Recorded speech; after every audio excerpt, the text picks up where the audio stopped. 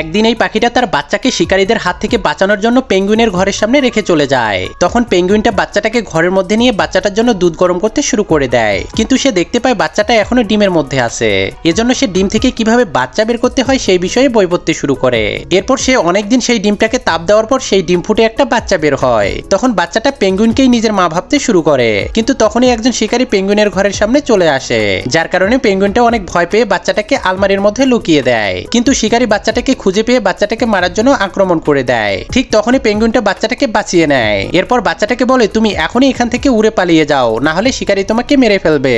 কিন্তু বাচ্চাটি উঠতে পারতো না, তবুও সে অনেক কষ্ট করে ওড়ার চেষ্টা করে। কিন্তু তখনই বাচ্চাটার ব্যালেন্স নষ্ট হওয়ার কারণে বাচ্চাটি আকাশ থেকে নিচে পড়ে যায়। তখনই শিকারী এসে বাচ্চাটাকে বন্দুক দিয়ে মারতেই যাচ্ছিল, কিন্তু পেঙ্গুইনটি আবারও এসে বাচ্চাটাকে বাঁচানোর জন্য অনেক বড় একটা পাহাড়ের উপর উঠিয়ে দেয়। কিন্তু শয়তান শিকারীটা বাচ্চাটাকে মারার জন্য সেখানেও চলে আসে।